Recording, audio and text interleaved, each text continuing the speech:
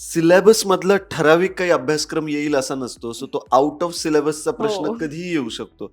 आणि शिवाय आयुष्यात पण आउट ऑफ सिलेबसच्या गोष्टी खूप घडतात, जे आपल्याला खरं आयुष्य शिकवतात. सो तसंच त्याच काहीशा कारणाने याचं नाव पण आउट ऑफ सिलेबसच त्यांनी ठेवलं. जेव्हा का माझं म्हणणं होतं, की इंग्रजी नाव कशाला? इंग्रजी नाव नको. असे प्रोजेक्ट मला परत-परत विचारले जातील का? हे माहिती नसल्यामुळे मला असं होतं, की एक गावचा मुलगा साकारण्याची संधी मिळते. ही एक संधी मिळून मला ही छटा दाखवायला मिळाली आहे. तर होपफुली पुढे पण अशी कामं करता यावी. मला वाटलं की म्हणजे जसं मी नवीन आहे तसंच कोणतरी नवीन असेल वगैरे.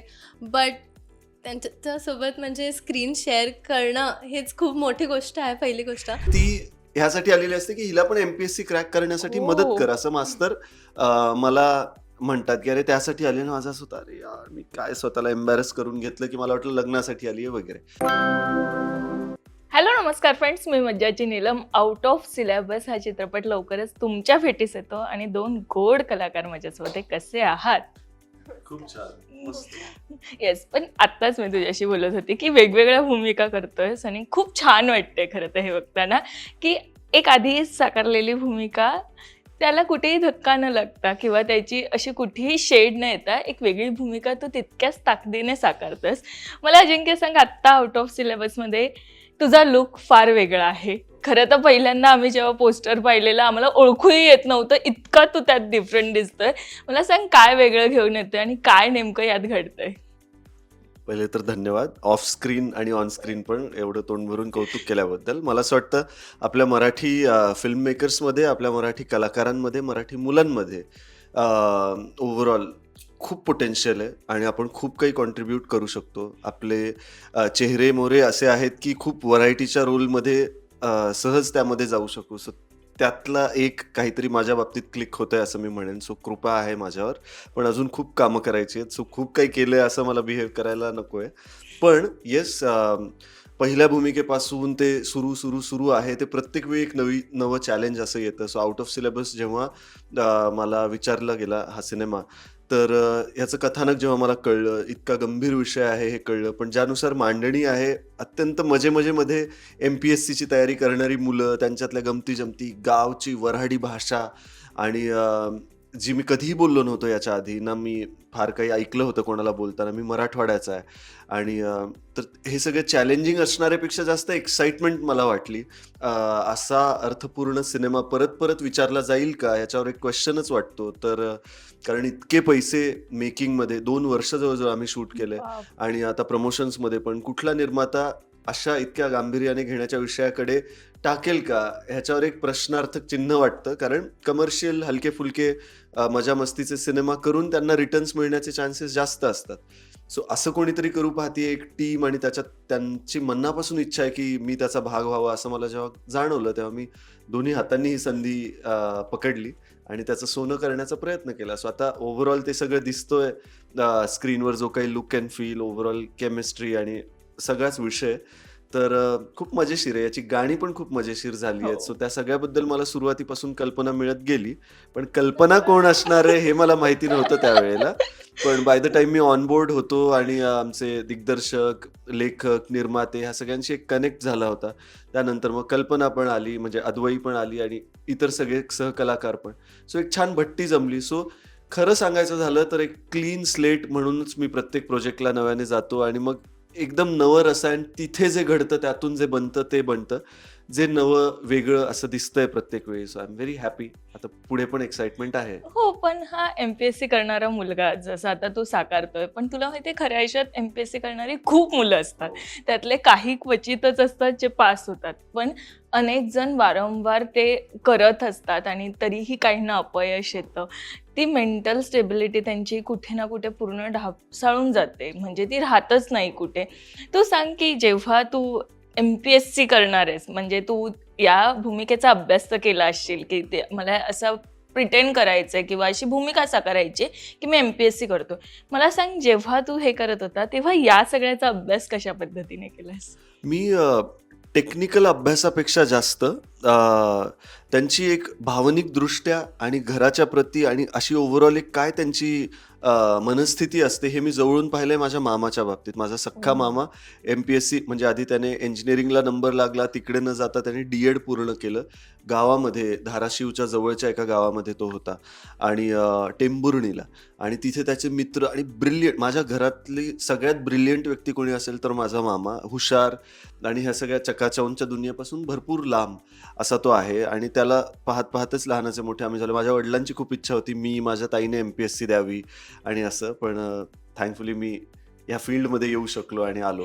आणि तर त्याने D.Ed करत करत कसा त्याने क्रॅक करण्यासाठी काय काय अभ्यास केला, त्याच्यासोबतचे मित्रमंडळी, कोणी DYSP झालंय, कोणी वेगवेगळ्या पोझिशनला, त्याचे सगळे बेस्ट फ्रेंड्स लहानपणापासूनचे किंवा त्या काळात भेटलेले. आणि सो मला त्यांची ही मेंटॅलिटी माहिती आहे की किती एक वेगळी चिकित्सा त्यांना असतं, हो. एक वेगळं वेड मी पाहिलंय त्यांना, की दुसरं काहीच सुचत नाहीये की ते क्रॅक करण्यासाठी. आणि तिथे सिलेबस मधला ठराविक काही अभ्यासक्रम येईल असा नसतो. सो तो आउट ऑफ सिलेबसचा प्रश्न हो. कधीही येऊ शकतो. आणि शिवाय आयुष्यात पण आउट ऑफ सिलेबसच्या गोष्टी खूप घडतात जे आपल्याला खरं आयुष्य शिकवतात. सो तसंच त्याच काहीशा कारणाने याचं नाव पण आउट ऑफ सिलेबसच त्यांनी ठेवलं. जेव्हा का माझं म्हणणं होतं की इंग्रजी नाव कशाला, इंग्रजी नाव नको, हो. मराठी नाव असायला हवं, असं मी माझ्या दिग्दर्शकांना, रायटरना सांगत होतो. पण त्यांचा कटाक्ष होता की नाही, सिलेबस आणि आउट ऑफ सिलेबस ह्या दोन्ही मधलं जे द्वंद्व आयुष्यात पण सुरू असतं आणि ह्या MPSC क्रॅक करतानाही जे असतं ते इथे कुठेतरी डिपिक्ट होतं, आणि त्याला एक चांगला एक साऊंड पण आहे आउट ऑफ सिलेबस. सो आपण तेच ठेवू असं.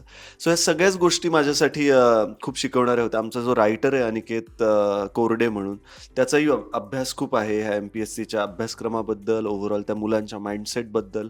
सो तो मी त्याच्याकडून मला खूप मदत झाली ती भाषा बोलण्यासाठी पण. आणि प्रोजेक्ट नाकारण्याचं काही कारणच नव्हतं. नव्हतं. सो असे प्रोजेक्ट मला परत परत विचारले जातील का हे माहिती नसल्यामुळे मला असं होतं की एक गावचा मुलगा साकारण्याची संधी मिळते. लोकांना फार मी शहरी कास्टिंग करताना शहरी मुलाचीच कास्टिंग नेहमी करत आलेत. तर मग ही एक संधी मिळून मला ही छटा दाखवायला मिळाली. तर होपफुली पुढे पण अशी कामं करता यावी. अगदीच मला असं वाटतं येतीलच आणखी प्रोजेक्ट. पण आता ही कल्पना कशी भेटली, ही कल्पना तुला स्वतःला, आणि ही साकारताना तू कशी घडत गेलीस?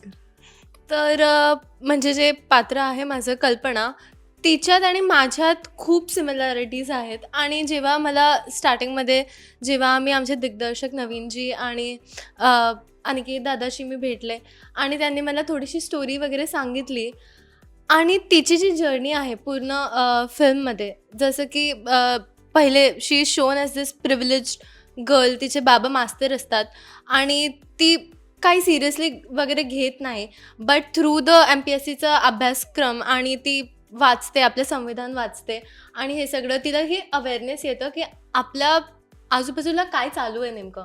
आणि ही जर्नी माझ्या पर्सनल लाईफमध्ये माझ्यासोबत पण झाली आहे, wear I have become more aware about the world, how it works. तर दॅट वॉज व्हेरी नाईस. म्हणजे असं खूप रेझोनेट झालं कॅरेक्टर आणि माझ्यामध्ये. हो, पण असं असतं ना की जितकं आपण या भूमिकेसाठी काम करत असतो ना, तितकं सहकलाकाराचा सपोर्ट देखील लागतं. मला सांग, अजिंक्यशी भेट कशी झाली? आणि मराठीतला चॉकलेट बॉय म्हणून ओळखला जातो तो. सो तुला भेटताना अशी आधी धाकधूक होती त्याला? हो, खूप जास्त. म्हणजे पहिले मला माहिती नव्हतं की कोण आहे, म्हणजे फायनल झाला आहे, नाही झालं आहे, असं सगळं चाललं होतं. आणि मग मला कळलं की अजिंक्य राऊत यांना फायनल केलं आहे. इट्स लाईक ओके, अच्छा. मला वाटलं की म्हणजे जसं मी नवीन आहे तसंच कोणतरी नवीन असेल वगैरे, बट त्यांच्यासोबत म्हणजे स्क्रीन शेअर करणं हेच खूप मोठी गोष्ट आहे, पहिली गोष्ट. आणि बट असं काही वाटत नाही, म्हणजे त्याच्याशी बोलताना, बसताना त्याच्यासोबत काहीच नाही वाटत. खूप छान, खूप सपोर्टिव्ह, खूप डाऊन टू अर्थ असं व्यक्ती आहे. येस, पण पहिल्यांदा त्याला भेटलेली. हे सगळं मी शिकवून ठेवलंय तिला. मराठी पण छान शिकवली मला. हो, पण ती किती सुंदर मराठी बोलते, म्हणजे किती छान बोलते ती. असं वाटतच नाही की ती मराठी तिला येत नव्हती. किंवा आता मी तुमचा टीजर पाहिला किंवा सॉन्ग पाहिलं, त्यात ती अशी कुठेच अशी वाटली नाही. मला सांग की त्याने खरंच किती हेल्प केली या सगळ्यासाठी? खूप, म्हणजे अभिनयाबद्दल तर खूपच हेल्प केली. आणि जी भाषा आहे ते म्हणजे तो पण परभणीचा आहे, मराठवाड्याचा, तर त्याला पण थोडंसं चॅलेंजिंग होतं आणि मी स्वतः साऊथ बॉम्बेमध्ये पूर्ण वाढली आहे. तर मला तर म्हणजे मराठी घरात पण अशी तुटकी तुटकीच मी बोलते. तर त्याच्या व्यतिरिक्त मी वऱ्हाडी ही भाषा बोललो आहे. तर स्वतः म्हणजे जे रायटर आहेत ते अकोल्याचे आहेत. आमचे जे को ॲक्टर आहे अभिजित, ते पण अकोल्याचे आहेत. तर मग त्यांच्यासोबत बसून जेव्हा आम्ही गप्पा मारला, that helped more in the language. Yes, पण गावकरी मुलगा साकारताना तुला विचारायचंय, मला सांग असा कोणता मुमेंट होता जो तुला खूप आवडला होता किंवा कोणता सीन होता जो तुला फार भावला, असा कोणता होता? आता हे विचारल्या क्षणी मला खरं तर तो सीन आठवतो जिथे मी हे एमपीएससी बेसिकली खूप मजेशीर किस्सा घडतो की जिथे ही पहिल्यांदा घरामध्ये आली आहे आणि तिथे आम्हाला असं वाटतं की वडील माझ्यासाठी लग्नाचं बघतायत की काय, हो. आणि म्हणून एक गावची मुलगी, मास्तरची मुलगी, हुशार, सुंदर अशी आली आहे आणि असं म्हणून तो बघतोय वगैरे वगैरे. टर्न्स आउट ते काही वेगळ्या कारणासाठी ती आली आहे. हे मी सांगू शकतो का? ह्याच्यात काही सिक्रेट नाही आहे ना? ठीक आहे. तर म्हणजे ती ह्यासाठी आलेली असते की हिला पण एमपीएससी क्रॅक करण्यासाठी मदत हो. कर, असं मास्तर मला म्हणतात की अरे त्यासाठी आली ना. माझं असं होतं, अरे यार मी काय स्वतःला एम्बॅरस करून घेतलं की मला वाटलं लग्नासाठी आली आहे वगैरे. कट टू जेव्हा मी फायनली शिकवण्यासाठी त्यांना की बाबा अशा अशानुसार ही पुस्तकं आहेत, ही वापरा, ही करा, माझ्या मित्रांना पण, हिला पण, हिच्या मैत्रिणीला पण सांगतोय, तेव्हा मला कळतं की ह्यांचं काही फार मन नाहीये हे शिकण्याचं. ते जस्ट वडिलांनी पाठवलंय म्हणून करताय. तर त्यांचं असं की हा एमपीएससी ना, हा ठीक आहे, चला अभ्यास करायचा वगैरे. त्यावर मी जे काही बोलतो त्या जवळजवळ पहिल्याच भेटीत, पहिल्या दुसऱ्या भेटीमध्ये, आणि त्यांना जे एक महत्त्व सांगतो त्याचं की एमपीएससी काही साधीसुधी गोष्ट नसते. म्हणजे की बेसिकली खूप वेळ असतं डोक्यात हे एमपीएससी क्रॅक करणाऱ्या मुलांच्या, आणि त्यांना काही साधीसुधी समजू नका. त्यांची अशीच गावच्या चव्हाट्यावर आणि सिगरेटच्या धुव्यावर त्यांची जवानी उडवत नाहीत ते वगैरे, बरोबर आहे. अशा टाईपचे काही डायलॉग्स आहेत त्याच्यात.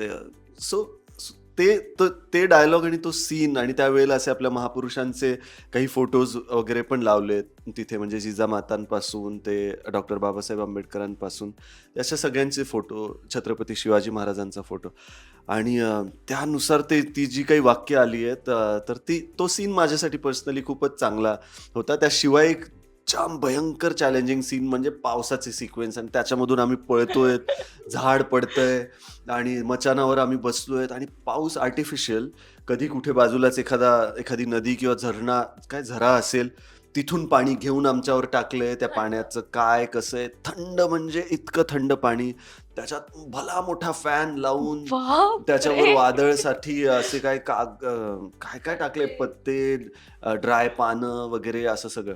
आणि ते सगळं अंगावर, तोंडावर, की तो सीन करण्याच्या आधी माझा विचार होता की एकदम मेथड ॲक्टिंग किंवा ह्या सगळ्यावर मी विचार करत होतो की कसं माझा चेहरा जरा शिवर झाला पाहिजे किंवा जरा ते खरं वाटलं पाहिजे. कट टू तो सीन सुरू झाला, पावसात भिजणं झालं. 2 मिनिट पण खूप, की आम्ही अख्खे थडथडत होतो की हे थांबवा असं. रात्रीच्या वेळेला, संध्याकाळच्या वेळेला, दिवसाच्या वेळेला असा तो पावसाचा सिक्वेन्स बराचसा होता. सो मला असं होतं, ही काही मेथड ॲक्टिंग वगैरे नाही, आम्ही आता हे थांबवा, म्हणजे एवढं चालू होतं. सो ते सगळे जरा चॅलेंजिंग होतं. पहिल्यांदाच मी असं काही करत होतो.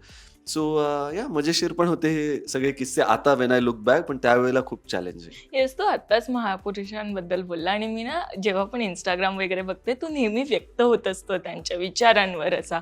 मला सांग की असं जर आता विचारलं की महापुरुषांकडनं काय घेतोस आणि काय घेऊन घडतोयस, तर अजिंक्यचं काय उत्तर आहे यावर? काय घेतो म्हणजे मी तर ही गोष्ट घेईन की त्या सगळ्यांमध्ये आणि आपल्या सगळ्यांमध्ये साम्य हे की ते पण असेच जन्माला आले इथेच, अशाच ह्या हाडामांसाच्या रूपामध्ये, पण त्यांनी त्यांच्या विचारांनी, त्यांच्या कामाने, त्यांच्यावर झालेल्या ऑफकोर्स संस्कारांनी किती गोष्टी बदलल्या. म्हणजे ह्याच एका आयुष्यात तुम्ही, मी जसे जन्माला आलो तसे ते जन्माला आले, पण त्यांनी त्यांच्या आयुष्याचं काय लेवलला सोनं केलं. याचा अर्थ त्यांच्याकडून कधी चुका नाही घडल्या, त्यांच्याकडून कधी काही चुकलंच नाही किंवा अपयश नाही आलं असं नाही आहे. पण त्या सगळ्याच्या व्यतिरिक्त पण ते जे करत गेले, जी कामं, ज्या काही विचारांवर ते ठाम राहिले, कधी चुका जरी झाल्या तरी त्याबद्दल कदाचित रिअलायझेशन करून परत ते पुढे गेले. सगळेच म्हणजे त्यांचं जर लहानपणापासूनचं आयुष्य पाहिलं तर कोणी असं काही मिरॅकल बेबी होतं, अर्थात ते मिरॅक्युलस होतेच त्यांच्या कामगिरीमुळे, त्यांच्या विचारांमुळे, पण आपल्यासारखाच त्यांनाही एक संधी मिळाली इथे आणि त्याचं त्यांनी सोनं केलं, तर आपल्याही हातात ते आहे. तर एक एक झुकलेला चेहरा तरी वर होईल, असं जरी आपण जर काम केलं आपल्या आयुष्यात, आपल्या ज्या काही कारकिर्दीतून, तसं जरी केलं तरी आय थिंक आपलं आपलं सोनं आहे. तर मला ह्या बाबतीत ना हे खूप इन्स्पिरेशन वाटतं, की एखाद्या रँडम रस्त्यावरून जात असताना कोपऱ्यात कुठेतरी एक छोटंसं रोपटं आपोआप आलेलं असतं आणि त्याला एक छोटंसं फूल आलेलं असतं, ज्याचं ह्या पूर्ण पृथ्वीवर काही कॉन्ट्रीब्युशन नाही हो. आहे पाहायला गेलं तर. पण त्याचं काम ते त्याचं त्याचं उत्तम करतंय, उमलणं, तितकंच सुंदर हं. दिसणं, त्याचं इतकंसं ते छान सौंदर्य. कोणी त्याला नोटीस करो, त्याचं त्याला व्हॅलिडेशन मिळो न मिळो, पण तो त्याचं काम करतोय. ज्याची कुठेतरी जगाच्या पाठीवर काहीतरी छोट्या लेव्हलवर दखल, कुठली तरी एक मधमाशी येऊन कधीतरी तिने ती दखल घेतली असेल. तेही केलं तर ते त्याचं काम आहे, ते त्याचं सार्थक आहे. तसं प्रत्येकाने जर त्या विचाराने केलं तर आय थिंक आपल्याला प्रत्येकाला महापुरुष सगळ्यांसाठी व्हायची गरज नाही. आपल्या आपल्या पद्धतीने आपण सगळे एक चांगला तसे होऊ पुरुष तरी शकतो. आपण येस, होऊ येस, शकतो. येस. पण आता आउट ऑफ सिलेबस जेव्हा घेऊन येतो ना, तेव्हा नावाप्रमाणेच आउट ऑफ सिलेबस, सिलेबसच्या बाहेरचं जग हे आपण त्याच पद्धतीने शिकवतो जेव्हा आपल्याला त्याचे अनुभव येतात. जर मी तुम्हाला दोघांनाही विचारलं, असा कोणता अनुभव आहे की जो आयुष्यात खूप काही शिकवलं, किंवा एखादी गोष्ट जी घडली आणि तेव्हा आपण चेंज होतो, प्रत्येक माणूस हा वेळेनुसार बदलतो, तेव्हा आपण ठरवलं की नाही आता ही गोष्ट नाहीच केली पाहिजे आणि यातनं मी बदललोच पाहिजे, हे कधी घडले खरं तर? कुठेतरी आयुष्य पण रिफ्लेक्ट होतं पडद्यावर आणि त्या फिल्म्स नंतर आपल्या आयुष्यात पण रिफ्लेक्ट होतात. सो एक एक प्रकारे आपला एक रियालिटी चेक देणारा सिनेमा आहे, जो फार फार वेळा येत नाही. फार फार वेळा कोणी अशी रिस्क घेत नाही असे प्रोजेक्ट बनवण्याची. सो सो यामधून हेच शिकलोय मी, की रेअरली घडणारी गोष्ट आहे, किंवा आपल्या आजूबाजूला घडते अशी गोष्ट आहे, पण रेअरली असा सिनेमाच्या रूपामध्ये येणारी ही कथा आहे. तर खूप मेहनतीने आम्ही तब्बल 2 वर्ष हा सिनेमा बनवायला घेतली आहेत आणि वेगवेगळ्या टप्प्याला तो बनला आहे आणि तो पूर्णत्वास येऊन आता सगळ्यांसमोर येतोय. तर शिकायला मला हेच मिळालंय, की जीव ओतून काम करायचं जे पण आपण करतो, आणि काही विषय ह्यावर पुन्हा पुन्हा चर्चा तरी व्हायला हवी. तर ती एक चर्चा ॲटलिस्ट परत स्टार्ट किंवा परत अजून गती पकडेल असं वाटतंय आउट ऑफ सिलेबसमधून. सो तो नक्की पाहावा प्रेक्षकांनी. अगदीच. मला तुलाही विचारायचं, पहिल्याच चित्रपटात इतकी छान स्टारकास्ट आहे, मिलिंद सर देखील आहे, सगळ्यांसोबत काम करण्याचा अनुभव आणि त्यातनं येणाऱ्या आउट ऑफ सिलेबसमधनं काय घेऊन येणार आहेस तो प्रेक्षकांना?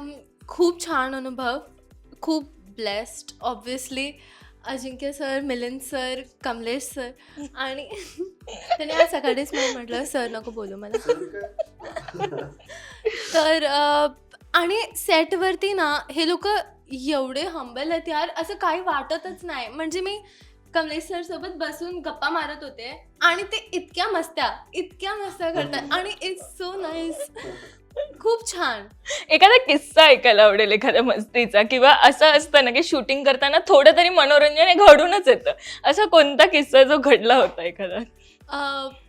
मी आणि सानिका जी को ॲक्ट्रेस आहे, आम्ही एका ट्रकमधून आंबे चोरले. तू असं काय केलं? नाही, याचा सीन चालू होता आणि गाव खूप सुंदर होतं, जव्हार इथे आम्ही शूटिंग केली. तर आम्ही छान फेरी मारत होतो आणि आम्हाला एक ट्रक दिसला, थांबला होता. आम्ही बघितलं आजूबाजूकडे आणि असे मोठे मोठे आंबे, आणि मे महिन्यात शूटिंग चालू होती. ती बोलली की ऐक बघ इथे आजूबाजू कोणी आहे का, मी पहारा ठेवते. ती चढली आणि तिने 2 आंबे आमच्यासाठी काढून आणले. सॉरी ज्यांच्या कोणाचा असेल.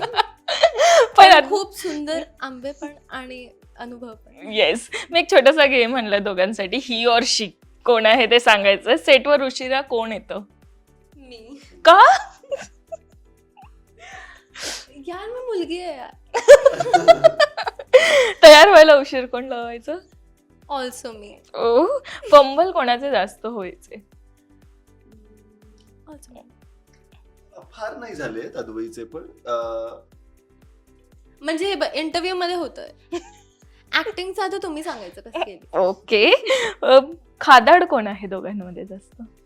मी तर नाही. अद्वैत काहीच खात नाही. कम्पॅरेटिव्हली मी मग जास्त खातो. हालाकी मी पण कमी खाणारच आहे, बट तिच्या कम्पॅरिझन मध्ये मी भरपूर खातो. सो मग खादाड मी. ओके. सेटवर झोप कोण जास्त काढायचं किंवा झोपायचं कोण सगळ्यात जास्त? मी तर म्हणजे मध्ये वेळ कारण खूप खूप तास शूटिंग असायचं, तर मध्ये मध्ये वेळ मिळाला की मग मी पटकन एक नॅप घेऊन टाकतो. सो या मी. येस. रागीट कोण आहे दोघांमध्ये? आम्ही हा Okay. मी तर मला एक गोष्ट सेटवरती खूप म्हणजे आम्ही जिथे शूट करत होते तिथे भरपूर म्हणजे प्राणी होते. तर आणि जे आमचे दिग्दर्शक आहेत नवीनजी, त्यांना खूप आवडतं, म्हणजे ते खूप आर्ट स्टाईलनी शूट करतात. तर त्यांना एक पिल्लू दिसलं, अरे याला पकडून बसा रे किंवा हे, आणि ना इतकं ऊन होतं, तर मला त्याची खूप चिडचिड होत होती की तू मग प्राण्यांना उन्हामध्ये नको उभा करू ॲटलिस्ट. तर मग त्याच्यामुळे मी थोडी ओके. रागावली. ड्रामेबाज कोण आहे दोघांमध्ये? ड्रामेबाज मी ओके. नॉट रिअली ऍक्च्युली दोघी नाही आहोत. हा ऍक्च्युली हा आहे, हा दाखवत नाही नाही. नाही, दोघी नाही आहोत म्हटलं. हो, अच्छा. जास्त बडबड कोण करतं? अभिजित. ओके. फोटोजेनिक कोण आहे? सर. नाही असं म्हणजे आय आता- थिंक वेगवेगळी ब्युटी आहे, डिपेंड्स कोण फोटो काढतंय, काय मूड मध्ये फोटो काढला गेला, Okay. बट आय आणि- think both are fine. Prank केलंय कोणी आता एकमेकांसोबत? नाही, मी ते आम्ही हिंमत तरी नाही. केली आतापर्यंत, पण आता आता म्हणजे आता करू शकते. Otherwise no prank. अद्वैत सोबत करतात तसंही प्रँक आय गेस. हा, म्हणजे मला इतक्या बोलू तारखेला हे नको. आहे, तितक्या तारखेला ते आहे. बापरे, schedule. येस, पण असा कोणता सीन होता जो सगळ्यात जास्त वेळ लागला शूट व्हायला आणि किती तास असा शूट सुरू राहिलं, असं काय घडलेलं? पाऊस. पाऊस, मला- जो मगाशी सांगितलं होता तो. Yes. खूप. किती तासाचं शूट होतं तरी ते? म्हणजे बराच वेळ. तर म्हणजे आम्ही सकाळपासून आमच्यासाठी तर 2 जन्म गेले. Pack- कारण इतकी थंडी. हा म्हणजे मी सकाळपासून पॅकअप पर्यंत चिंब भिजलेलो पूर्ण वेळ, आणि थंडी आणि फॅन मध्ये. तर बापरे. थोडी तब्येत तर काय होते काय माहिती. हॅट्स ऑफ आहे. पण आता प्रेक्षकांना काय सांगायला आवडणार आहे आउट ऑफ सिलेबस बद्दल? हेच सांगेन की एका तेलुगू दिग्दर्शकाने आणि आपल्या मराठी फिल्ममेकरने सुगतजींनी हा सिनेमा सगळ्यांसमोर आणण्याचं धाडस केलंय. आमचं कास्टिंग अशी एक नवी पेअर घेऊन आणि खूप रॉ, खूप गावची, खूप सत्य परिस्थिती दाखवणारी एक कथा सगळ्यांसमोर आणण्याचं धाडसच केलंय असं मी म्हणेन. तर तो टॉपिक, तो विषय हा गांभीर्याने घेण्याचा जरी असला तरी खूप मजेमध्ये स्पेशली MPSC UPSC करणारी जी मुलं आहेत त्यांना रिलेट होतील अशा बऱ्याचशा गोष्टी, बरेचसे टॉपिक याच्यामध्ये आहेत. आणि ओव्हरऑलच लाईफमध्ये आपण इतके आपल्या चौकटीत, आपल्या सिलेबसमध्ये आपण गुंतलेलो असतो की माझं घर, माझी छोटीशी गाडी, माझं छोटंसं घर, ह्याच्या बाहेर जाऊन आउट ऑफ सिलेबस काहीतरी घडू पाहतंय आणि आपल्याला वेगळीकडे एंगेज ठेवलं जातंय का मोबाईल फोनमध्ये किंवा आपल्या रोजच्या दो वक्त की रोटीमध्ये, ह्याचा विचार करून थोडं आउट ऑफ सिलेबस एक क्वेश्चन मार्क करून जरा आजूबाजूला बघण्याची ही वेळ आली आहे. आणि हेच दाखवणारा सिनेमा, मजेशीर पद्धतीने पण गांभीर्याने घेण्याचा विषय दाखवणारा सिनेमा आउट ऑफ सिलेबस 3 जुलैला येतोय जवळच्या चित्रपटगृहांमध्ये. नक्की जा. Yes. म्हणून नक्की जाऊन पहा. थँक्यू सो मच आणि धन्यवाद. All the very best. Thank you.